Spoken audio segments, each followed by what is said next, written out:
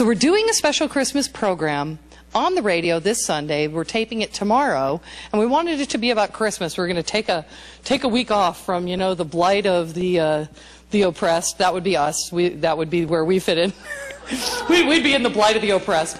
And so we thought we'd take a week off for the, you know, for Christmas. What the heck? And so I thought, well, hey, two funny guys, two totally different lines of work.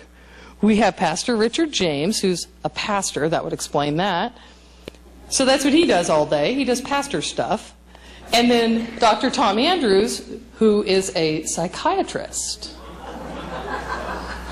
Now, you've heard from him before. Tom Andrews has given a little announcement, and Richard James has given us some input. And I thought, gee, wouldn't that be a fun Christmas program? Something for everyone. And they're both kind of funny. I thought, hey, this can't be bad, you know, this will be fun. But they've never done their shtick together, you know. So I thought, well, hey, if we had them kind of tell you guys a couple of things that they've been thinking about as they prepared for tomorrow, you'd get a sneak preview of what they're going to talk about for Sunday. And you get to know a little bit more about who's doing what in the world. You be guy number one. I don't know what we're going to do with orientation. We haven't figured it out yet. Hi. Yeah. Okay. Just in case you get hungry. Oh, thank you. Hey, first of all, I want to say how, I don't know if proud's the right word, but happy I am to see all of you here. Blue?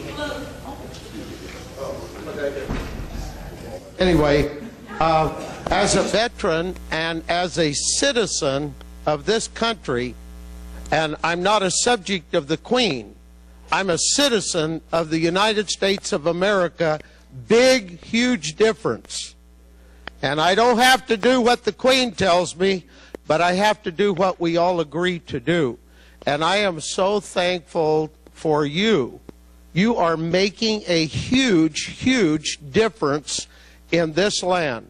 And people like you all across the nation, thank God that finally there are people who are standing up to be counted and coming out on a rainy, windy night for no other reason than to come together in unity together, looking for how you can better equip this nation for the problems and issues that are ahead. Well, when I heard there was a psychiatrist coming, I said, I'm going first. And he demanded a special entry when I said that, so I wanted to talk just a little bit about how that we get all messed up sometime in our thinking, even in church. And that's where I deal a lot. You see, we have, there's symbols of what we identify any season or anything we're doing. You know, we want fireworks for the 4th of July. Are we going to have fireworks? Yeah, they're going to have them here or here. And we go to watch the fireworks. It's the 4th of July. It really didn't have anything to do with the 4th of July, but we've seen that as a symbol of it happening. Well, the same thing is true with Christmas, which is the season we're in right now. Well, see, we put Christmas trees in the church because it really twists, I don't know, could I say that people get their underwear in a knot over things I do? Can you say that in church? I guess I did. So, anyway, see, it's not a symbol that they believe in. Oh, it's pagan, it's idolatry, it's an icon of evil. Well, that isn't why we put it there. So if I didn't put it there as an icon of idolatry, maybe it's not. Is it possible that we get so hung up on symbolism that if it doesn't snow, well, it wasn't a good Christmas? If I didn't get the right gift I wanted, it wasn't symbolically what I had hoped Christmas would bring. I think we have to move on and start understanding that we are all responsible to each other. How you depart the traffic out here It's hard enough if you have to go back to the freeway just to keep people from killing you right here at this intersection. But what I'm saying is, when we're looking at symbols of who we are and what we're about, not only in this nation, and I think Tom's going to talk more about that, but what we do in our own individual lives. What would be symbolic of who we are? What would be symbolic of who the church is? What is the church? The church isn't this building. Tea Party isn't where you assemble. It's you. The church is people who make a declaration that they're going to come together. Does everything that I do please everybody in this church? You've probably figured out I'm a far cry from pleasing everybody. But you know what I try to hold true to is to be who I am. See, if we would just be honest with each other and say, you know, this is who I am, some people will like us and some people won't. So that's okay. It doesn't mean it's wrong. But if we try to become a symbol of something we're not, then we're going to have a hard time actually producing the things that we think. What about the area of respecting one another? If we could just draw one gift out of our bag of goodies that we could do, how about respecting one another? How about being courteous? How about holding a door for someone? I love there's a commercial, I don't think they're playing it anymore now, but for a while it was on, where one person would see a good event that somebody did, stopping somebody from getting in the street when there was a car coming, and somebody watched that, and then they did something, and somebody watched that, and they did it. Maybe all of you have seen that. It's just an identification of saying, hey, we can all do good things. And I think a symbol of who we are is just human beings that have friends and associates. What a great thing that you're doing, lighting up your facility there and your barn and everything, and doing that, and then letting the proceeds go to help someone else. There are people that would do that just to say, well, I have to pay my electric bill, so you can all chip in. But see, there's something about the symbolism of saying, I'm going to do good to people around me. I'm going to make it a better day for people. Symbolism, having respect, showing respect to people, and then allowing ourselves to have the freedom to know that we are a part of this land. And no one can take that away from us unless we let them pull it away. We must always stand our ground in order to have freedom. Freedom costs somebody a lot. And I may not have fought in any war, but I was in a place for several years in the what's called the tri countries of Czechoslovakia and East Germany and West Germany, working on the border patrol. And I want to tell you, we had so many times that people from West Germany had tried to get across that minefield that was in between the fences. It wasn't a wall there, it was just wire. But every day we would go out and there was somebody who had tried to crawl through, only to step on a landmine and be laying there. You can't get to them. You can't even help them. And the sad thing is, when the wall come down and we saw the extreme poverty of those people, so enslaved to poverty.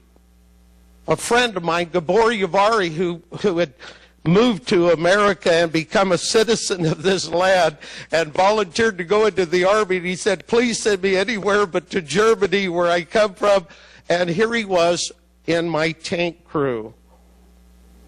And I said, Gabor, why do those people stay over there? He said, because we were told it was worse on the other side.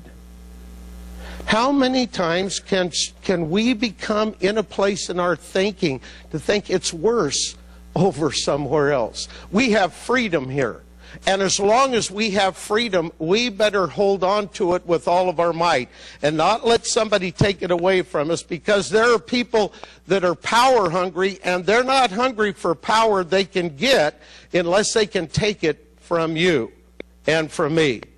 I believe that we should somehow show a symbolism of saying there isn't going to be prejudice. And I'm not talking about racial prejudice. I'm talking about us having a bias against somebody. Somebody got a better car this year than I got. And yet you feel a bias against them. Or, you know, that they just didn't deserve it like I did. Let us be thankful for what other people get. How things improve for our neighbor. How things improve for our fellow countrymen in this nation. I believe we need to come to a place to where faith and hope and love become the benchmark of who we all are. It has nothing to do with going to church or being in a church or being a member of a church. Church won't send you to heaven anymore, and going into a barn will make a horse out of you. It isn't a matter of coming here and, well, that made us be something. No, it didn't make us anything. Coming to Tea Party won't make you a greater patriot. But you know what? Getting involved and pitching in and being a hand and coming up and saying, hey, can I do that? Hey, how about me helping you do that? How about going over and working and standing at the kettle and being a patriot in that manner? You see, it isn't always easy to do the things that we're required to do. In Christianity, I find that we have very little common sense. Well, I can talk about myself, can I? Is that all right? You see, we've been raised in Christianity, even though I believe that our founders and the framers saw us needing an icon, and I don't know why they did it, but for some reason they chose Christ to be the icon. Christianity, a Christian nation.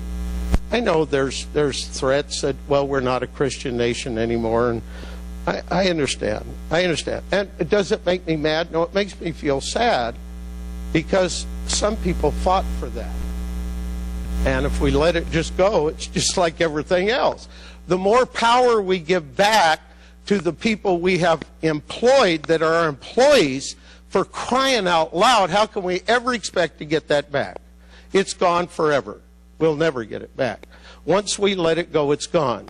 But how about us saying that, you know what? We have rights, and we're going to start moving in them. What if you and I all set and put our hearts towards and saying that no matter where you are, I'm in church, I'm a pastor, so I have to do good things or else I've failed. But you know what? Failure isn't whether I do good things or not, but failure is about keeping my focus up on faith, hope, and love. And if I don't have those in the very centerfold of my thinking and my sight, I will fail. Because in everything I do, I will look at people with a jaundiced eye, and I'll be angry about somebody because they failed in my opinion. It's not up to me to set the bar for a person being successful or failing. It's up to me to look at people and say, you know what? When somebody has failed and I watch them fail badly, I could say, even as D.L. Moody, when they saw the man laying in his own waste in the curb in Chicago, they said, Moody, all of your preaching, what do you say about this guy? He said, that's me, except for the grace of God. You see, all of us could be where we are today and somewhere else tomorrow. But I proclaim that we can be better tomorrow than we are today. But if we do not practice it as leaders of churches, then shame on the leader that does not practice what they preach. So if we can't do that, then we become what the world calls us, hypocrites. Kind of a hard thing to fail at a task. Oh, Tom, you're getting so close, I can tell you're getting nervous, aren't you? I'm just getting ready now. I've already told him I'm going to say, and here's Tom. Da, da, da, da, da. I'm watching that clock every 2 minutes. We have to quit saying, look what I've done. How about us taking our eye out of the picture and saying, for a change, look what you've done. Or at the worst, look what we've done. I believe that people are watching every move we make. I think they think about us. I think you see somebody and immediately you draw a conclusion whether you're going to like them or not like them. So when you do that, you already bias yourself, I won't get around them. In church, it's even worse. Try to get a group of pastors together. Well, whose church are we going to hold this meeting at? Who cares? Let's hold it downtown. Let's go out in the street and have it. It isn't the decor of the building that makes us worthy to come together so that we can be in somehow united. How about if we're brought back to common sense thinking? And where we have causes, they're common causes.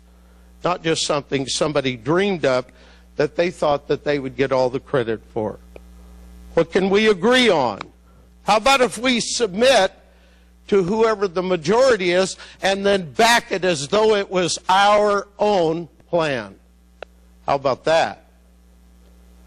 What if we was to not judge people for any reason, but decide that they are just like us, and that if we do not work together, then we will be picked off one at a time. And you know what? They're coming for you. And if they can get me first, it's one less person to stand your guard. I pray that this season will be a season to where we can start looking at things through a totally different prism than we have in the past.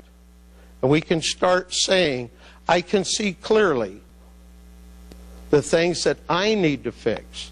I need to adjust. Let's quit worrying about, I've got children and I can't fix my children. Because they look at me and say, Dad, fix yourself. Okay, I get it. I have to fix me. You have to fix you. You can't blame husbands, can't blame wives, can't blame anyone, or we all make our decisions on our own. God bless you guys for coming and being a part. We're so welcoming to you to be in this building. And we pray over this building every day, so you're already setting ducks. You know, I walk down every row and I pray over every seat that whoever comes here will be blessed. Not for my benefit, but for the benefit of the whole. God bless you and Merry Christmas. And here's Tom. Thank you. Thank you.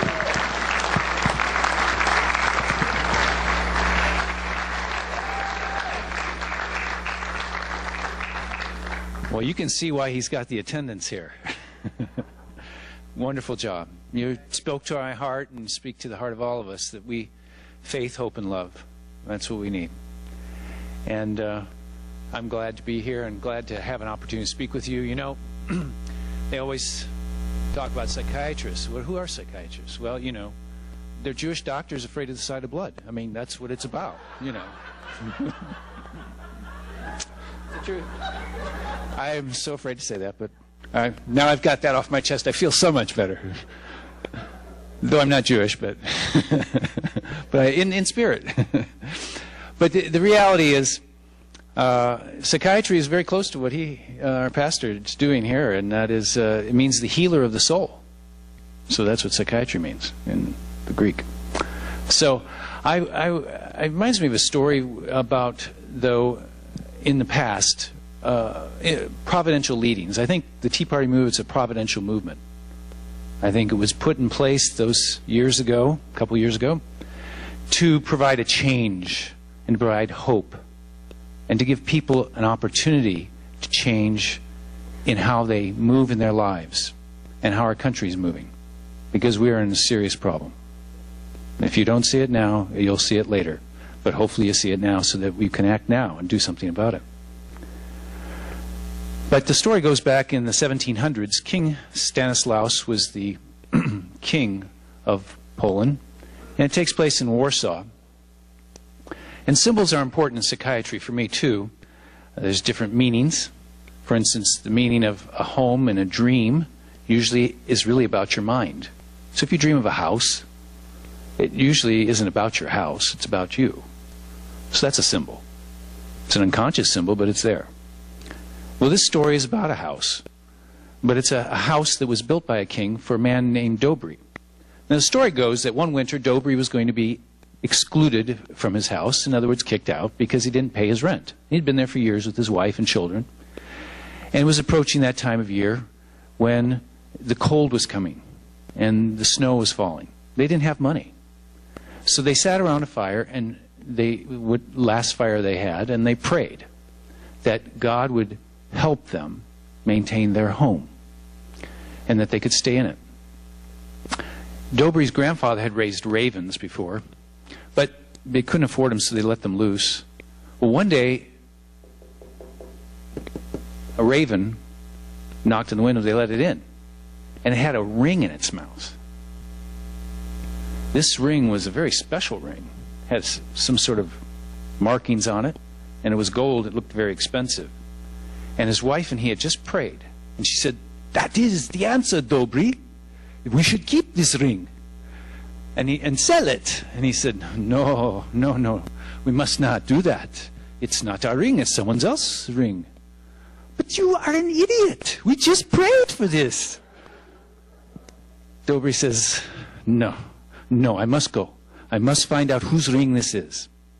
So he goes and he finds the pastor of the local Lutheran church and talks to him and says, "Pastor, this ring belongs to someone. I feel very bad having this ring. I must turn it. Do you know who I should go to?" And the pastor wisely looked at him and said, "You did wisely, Dobry. You should present yourself to the king's house, his castle, and talk to him." He says, "Me?" He says, "Go." He says, "They'll listen."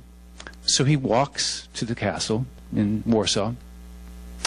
He waits in the audience. They look at him rather, "Who are you, you peasant?" And he waits, and then he's brought before the king. It turns out that that was the king's ring. The king came before him and said, "It was good you didn't sell it. I know you're not a thief." And out steps the pastor, who had already told the story to the king. So the king provided the housing for this man for the rest of the winter. But, importantly enough, a year later, he built him a house. And on the house was a symbol of a raven with a ring. We are each given symbols in our life. Our American Revolution started with a symbol. And Benjamin Franklin had written about it. In 1751, before you hold it up, this is my son, by the way. And he's a lot better looking, because that's his, the other half is my wife Marie there. Well, here, you might want to know why this flag started. And we can hold it up so they can see it now.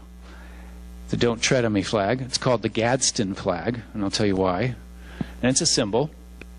But Benjamin Franklin wrote a note in one of his Pennsylvania Gazettes that he said, well, jokingly he said, and it's the first time rattlesnake was ever mentioned in 1751, but he said that a rattlesnake, we should be sending rattlesnakes to Britain because they're sending all the convicts to us.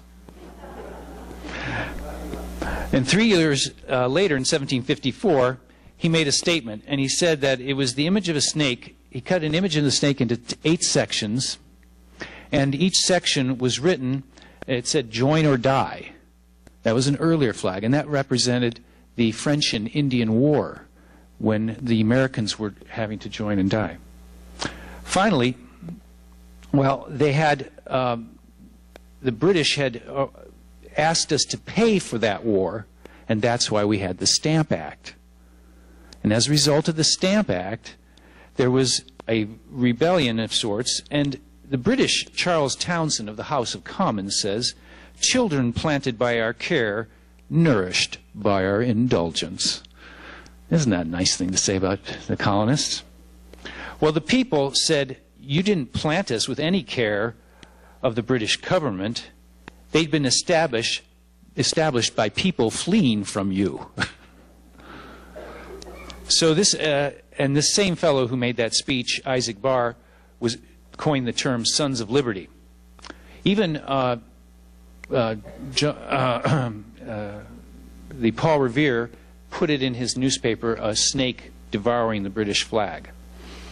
But where this came up was when the British frigate, the Black Prince, came into port in Boston, when General Howe was needing money and he was needing ammunition, and George Washington intercepted the news from this frigate that the British were sending 2 more ships laden with gunpowder. So they're going to try and intercept this. So this flag later was on that ship, the Black Prince, which the Americans bought and then used against the British Navy. And John Paul Jones likely used this flag. Now, how did it start? A Marine Corps group, put it on their drums. A yellow drum with a snake on it said, "Don't tread on me." That's the first time this was ever in any, so it wasn't even a flag, it was on a drum. And as a result, Congress didn't really pick any flag at the time, so these were very popular flags. In fact, there's only one surviving flag with a snake on it. And that was a flag that was actually created at a tavern. It was a red flag background with the British, they tore apart the British flag and put the British Jack up in the corner, and they had this snake pointed at it. And it also had, "Don't tread on me" on that. This was, that is at the Fort Pitt in Pennsylvania.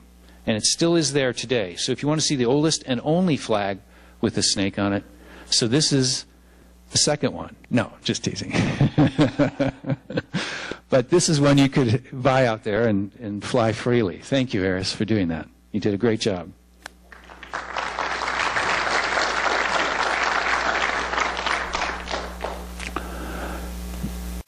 So what does that lead a symbol to? Well, we eventually had another flag. And if you see this flag, I've got to be very careful with it. I didn't fold it very well. I was trying to create a shape. If you see it in this shape, it certainly brings reminders to some people's eyes, doesn't it? You can see the stars. The star is a symbol that is something that's interesting around this time of year. I want to talk about that for a moment. You know, we look at this Star of Bethlehem, and we look at that, understanding that.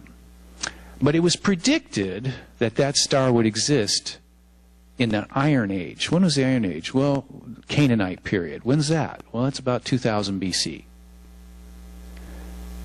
And it was Balaam, a prophet, trying to curse the Israelites, but he was a prophet of God, so he couldn't. So what he had to do is tell the truth. So whatever he spoke had to come out of his mouth. And he was getting paid for this to curse him. So he wasn't getting paid for doing this because he couldn't curse him. But he made this statement.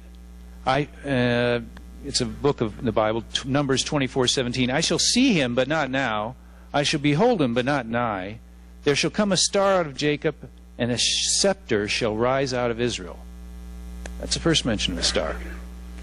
Isaiah chapter 60 says, "Arise, shine, for thy light is come, and the glory of the Lord is risen upon thee. For behold, the darkness shall cover the earth, and gross darkness the people. But the Lord shall arise upon thee, and his glory shall be seen upon thee, and the Gentiles," that means the non-Jews, "shall come to thy light, and kings to the brightness of thy rising." Well, did kings go to the brightness of a star like that? Well, indeed they did. Now when Jesus was born in Bethlehem of Judea in the days of Herod the king, behold, there came wise men from the east to Jerusalem, saying, Where is he that is born King of the Jews? For we have seen his star in the east, and are come to worship him. You know, that star is interesting. And where did the knowledge of this? Well, they may have read the writings of Balaam, a prophet who came from their area. They may have read the writings of Isaiah. But there was another fellow maybe you've heard about in the Bible named Daniel. Daniel was a captive from Israel that was taken to Babylon. And there in Babylon, he became one of the most highly educated people and became a prophet. And he knew about the coming of the Messiah. It's in one of his prophecies in Daniel chapter 9. So these wise men, being wise, read. It helps you be wise. And so they read about these things. So they knew about these things. So they came. And they gave him gold, frankincense, and myrrh. Gold for a king and to keep him supported when he had to flee Herod and live in Egypt. Frankincense, which is a spiritual gift they put on the altar that went into the prayers that went to heaven in the sanctuary service. And myrrh, which is for burial, which he did die and was buried. So all those were gifts that these three kings brought, symbolizing the importance of this great king. So it's important symbols. And what he taught us and what he gave us was the knowledge of faith, hope, and love. And he had given us certain inalienable rights as a God. And those rights certainly are written in the Constitution, but they're in the Declaration of Independence. We hold these truths to be self-evident, that all men are created equal.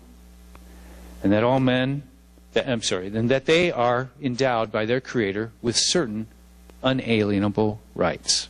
And they are life, liberty, and the pursuit of happiness. Three great natural rights. Sir William Blackstone says, and these great natural rights may be reduced to three principles or primary articles: the right of personal security, liberty, the right of personal liberty, and the right of private property. Because as there is no other known method of compulsion or of abridging man's natural free will, but by an infringement or diminution of one or other of these important rights, the preservation of these inviolate may justly be said to include the preservations of our civil immunities in their largest and most extensive sense.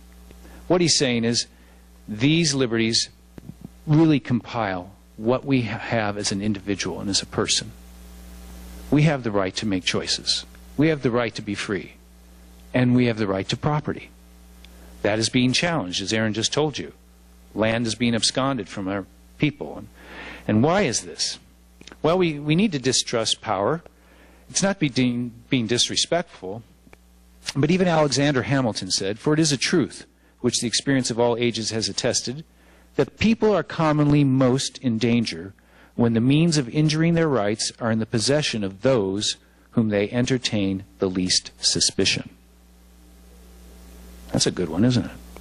Of course, Thomas Jefferson's famous quote, "In questions of power, let no man be said of confidence in a man, but bind him down from mischief by the chains of the Constitution."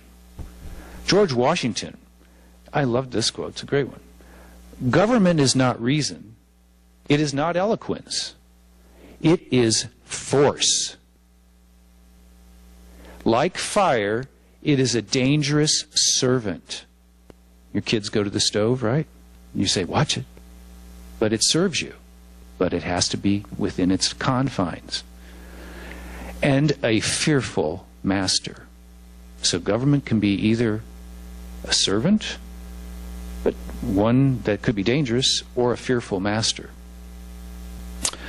Madison said, basically, if we had angels running the government, we wouldn't need to worry. That's probably true. Tocqueville had a very interesting, great historian. And I just want to read one last point here that kind of focuses on this issue of equality. The first and most intense passion which is engendered by the equality of conditions is, I need hardly say, the love of that same equality. It says here, the principle of equality may be established in civil society without prevailing in the political world. Equal rights may exist of indulging in the same pleasures, of entering the same professions, of frequenting the same places. In a word, of living in the same manner and seeking wealth by the same means, although all men do not take an equal share in the government. Here's another point. The evils which freedom sometimes brings with it are immediate. You know, you'll see someone do something that might be too far. Open up a brothel just down from the school. Or maybe a drug clinic just down from the school. But it's freedom, and they have maybe some rights to do some of those things. They are apparent to all and are more or less affected by them. The evils which extreme equality may produce are slowly disclosed. They creep gradually into the social framework. They are only seen as at intervals, and at the moment at which they become most violent, habit already causes them to be no longer felt. This idea of equality is a trap. Now, is equality good? Under the law it is. But equality of everything? The advantages which freedom brings are only shown by length of time, and it is always easy to mistake the cause in which they originate. The advantages of equality are instantaneous, and they may constantly be traced from their source. One more quote I think is important. No, there's two more. When democratic nations get to the point where they're about to change or fall, this is important. It says, this occurs at the moment when the old social system, long menaced, completes its own destruction after a last intestine struggle, and when the barriers of rank are at length thrown down. At such times men pounce upon equality as their booty, and they cling to it as to some precious treasure which they fear to lose. This equality, you hear it time and time and time again. So he finishes up with the coming era of world democracy. What a cogent and prescient man Tocqueville was. It says in his last quote of that chapter, the nations of our time cannot prevent the conditions of men from becoming equal, but it depends upon themselves whether the principle of equality is to lead them to servitude or freedom, to knowledge or barbarism, to prosperity or to wretchedness. Which way do we want to be symbolizing equality in our nation? I leave that for you to think about, and I pray that you pray about that. Thank you.